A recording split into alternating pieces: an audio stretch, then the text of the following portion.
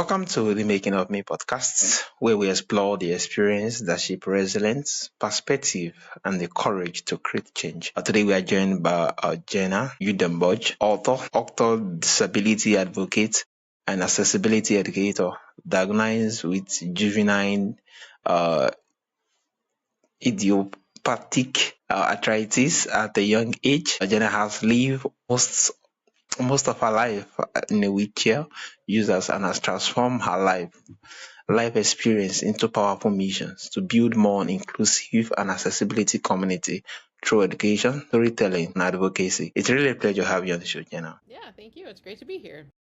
Yeah, it's a pleasure too. So, Jenna, what are some of the challenges that actually shape you into who you are today? I really believe that everything that we face turns us into who we are, right? And we can choose of letting challenges or obstacles or barriers define us, or we can let them, change our trajectory, or we can use them as places of growth, and not just for Yeah, ourselves, but for our communities and other leaders around us. So, growing up in rural Minnesota back in the late 80s, early 90s, before the Americans with Disabilities Act was even passed or starting to pass, and being a manual wheelchair user for over 38 years, it's been amazing to see the changes in society and in life, right? Good changes, right? And then, like, currently in society, there's just some not so great changes that are currently happening. So it's always important to be sharing our stories and advocating for better, equitable lives for everyone.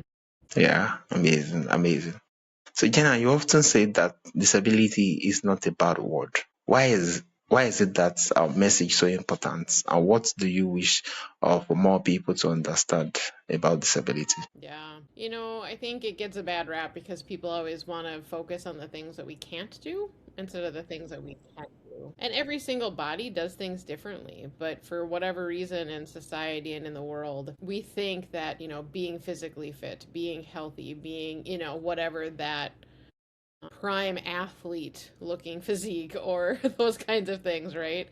That's the epitome of what good health is. But good health can look all sorts of different things. And again, it depends on our cultures, right? Like different cultures treat disability in different ways. For some cultures that I've been learning more about in recent years, they embrace growing old. They embrace their elders. They embrace the fact that disability is just a part of the natural experience, right? But then there's other spaces and places where it's like, oh, that's taboo. We shouldn't talk about aging. We shouldn't talk about the natural progression of how we used to be able to lift 150 pounds, but now we can only lift 20. Or I can't open a bottle of water myself anymore. Or you know what I mean? And like we see that as like a value or worth issue instead of it just being a fact, right? Like, yeah, my hands don't open this kind of water bottle anymore, but my hands can open this other bottle. So I think it's also depending on the culture that we're working and living in as well, is like,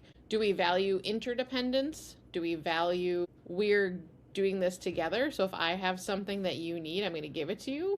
If I have something that you need or something that I can help with, I'm going to help you with, versus that independent spirit of I have to go and do every single thing by myself because that's what life is looking like. So, disability is not a bad word. It's a natural part of the human condition. And I think a lot of times we just have to get over our own insecurities or our own negativity or unconscious biases in order to be able to live together, disabled and non disabled. Yeah, amazing, amazing. Thank you so much. So many organizations treat accessibility as a checklist. Why does going beyond ADA compliance matters, and what does true inclusion really look like? Yeah, so it doesn't feel good when people treat us as checklists, right? For any human, let alone disabled folks. So we really look for people wanting to be committed to being accessible and inclusive, not people that are just trying to go for compliance. Like, tell me the bare minimum that I have to do to make my business or my home or whatever space or place, my event, my programming,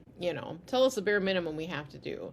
And so, with my nonprofit Above and Beyond with You, it really stands for that, especially in America, you can go above and beyond that code. Like, and I would assume in any country, right? Like, the codes are just for the bare minimum, the floor of what you need to provide.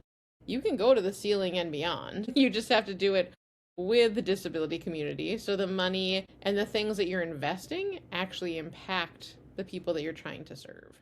So how do you live more like live experience as a wheelchair user shape the way you actually think about community, resilience, and belonging? Yeah, I always say that I'm glad that I was disabled as a child because children just have a different level of resiliency than maybe we do as adults. And some point in the journey from childhood to adulthood, we just, like I said the other day, I'm like, we just become stupid.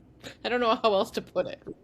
We lose that curiosity, or maybe we have it, but it gets shrouded by all these other veils and like other lenses of like, I don't wanna cause harm. I don't wanna, be negative, or I don't wanna look stupid, or you know what I mean? Versus just being honest and real, like, I'm gonna mess this up and I'm gonna say the wrong word. So like help me through it. And then like the same thing, right? Like I'm always not gonna say the right words for you, and then I need you to help me through that as well. So it's not a corner of the market when it comes to disability, right? I think any minority group is like, hey, that's not cool. Let's just talk.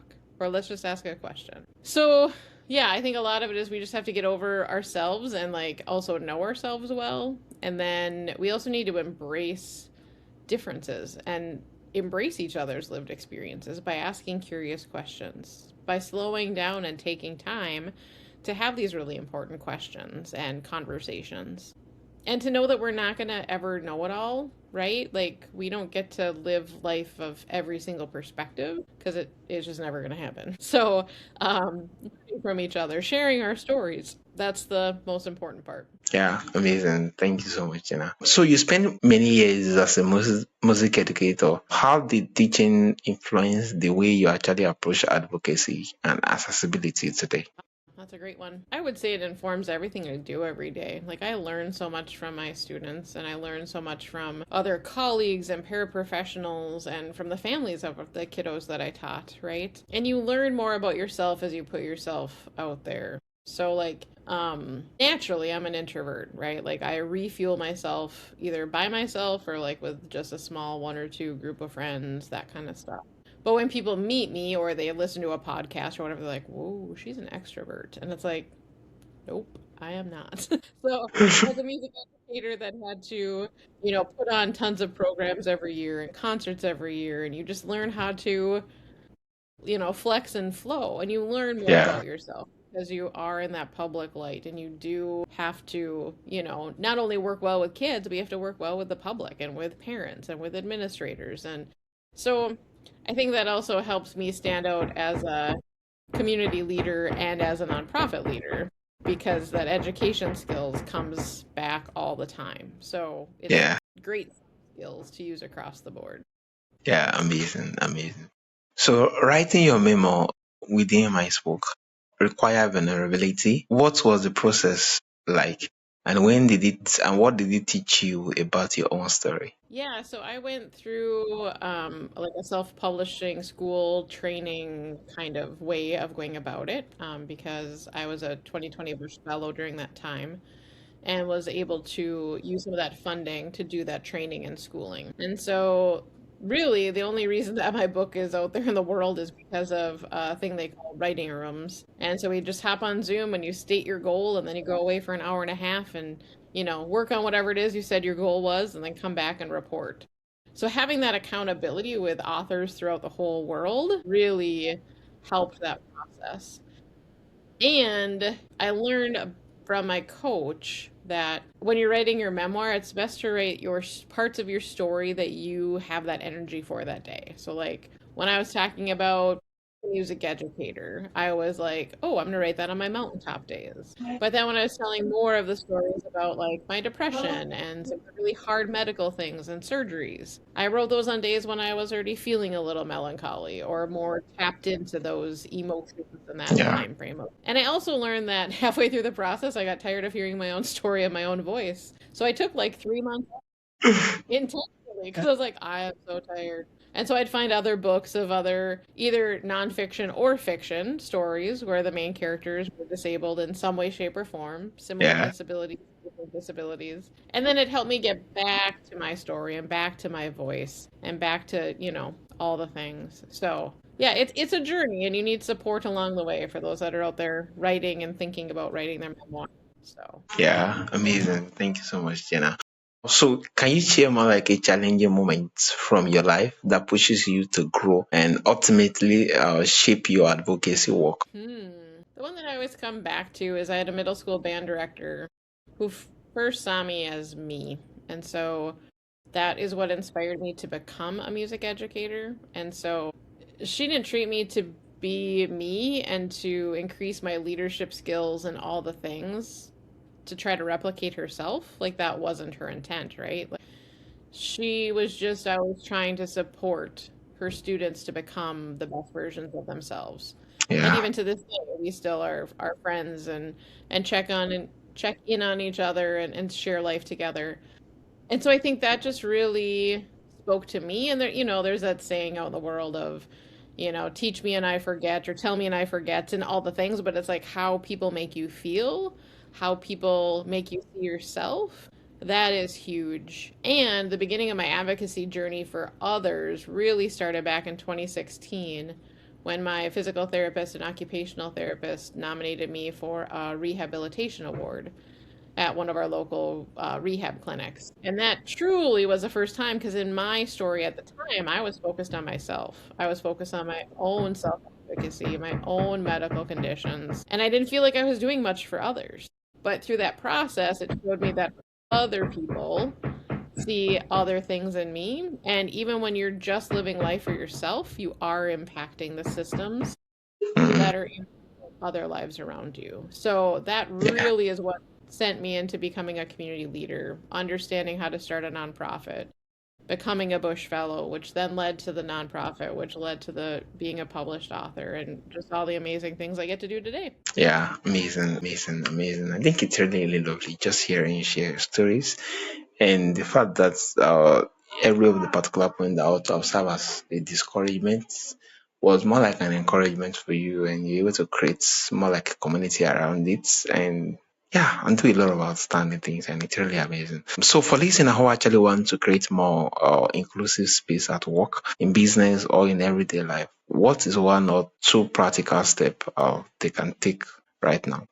I would say if take an inventory of the people that are in your circles and of your friendships, right? And if you don't have a diverse group of folks that represent the people that you're serving or the people that you want to serve or your family members or loved ones, or you know what I mean, like all the things, like make sure you have true authentic relationships within so many different people groups, right? If you take that inventory and you realize that you're very homogenous, meaning that it's all the same people, same belief systems, same body types, same abilities, same interests, like that only gets you so far, personally and professionally. And Yeah. second would be there's that adage of, well, we built it, but they didn't come. And so my question a lot of times working with state agencies and federal agencies and local small businesses is like, so you built this ramp, but then did you promote it? Or you built the ramp, but do you have a power door so people can independently get in your space? Or you have a ramp and you have a power button, but do you have a visual menu? Do you Mm, have something available in Braille? Do you have an accessible bathroom? Right? Like, so it's always that next step. Like, now you got us someplace, but now what can we do safely and as independently as possible in the spaces or programming that you're creating? And then did you promote it so we know about it? yeah. Amazing, amazing. So lastly, tell us about above and beyond with you. What impact are you hoping to create, and how can people get involved and support your mission? Yeah, so we are a nonprofit, a 501(c)(3) based out of Minnesota, and we love to work with any folks, any kind of organizations, groups, individuals. We love to provide training, doing on-site visits, any of those kinds of things where we can help promote and get to that next level of awareness and inclusion and authentic relationships. And so, like I said before, above and beyond stands for the fact we can go above and beyond the ADA code and that we should. The with stands for the fact that we create authentic relationships with each other. It's not just like a one time consulting thing. Like, nope, we want to continue that. And the U stands for my last name, Udenberg, because I can't say it half the days. And little 5-year-olds in my kindergarten classes couldn't spit it out by the time I was already halfway down the hallway in my wheelchair. The biggest thing is like we love to be connected with folks, so reaching out through our website aboveandbeyondwithyou.org, following us on our socials of LinkedIn and Facebook and Instagram, reaching out and sharing your story because we love to amplify and lift up other people's stories or other people's curious questions or promote spaces in different cities of like, hey, I went to this restaurant and they treated me amazing. I want everybody to know this. And then of course, the financial side of this is, eventually I would love to be able to have a mini grant situation because the Americans with Disabilities Act is the largest unfunded federal mandate. So mom and pop organizations or restaurants or businesses have no access to other funding to be able to put a ramp on or put a power door in or do maintenance or get accessible parking or have accessible bathrooms. And so I want to be able to use Above and Beyond with You in the future to plug those gaps and meet those needs. And there's links on our website to get to the book. You can find the book on Amazon or wherever you purchase your books. And so that's just a great, easy way to do that. Or share a review, share our posts, if finances are a thing. Any of those ways of creating more traction Yeah. is Yeah, thank you so much, Jenna. Thank you. This particular episode has been very lovely with a lot of insight.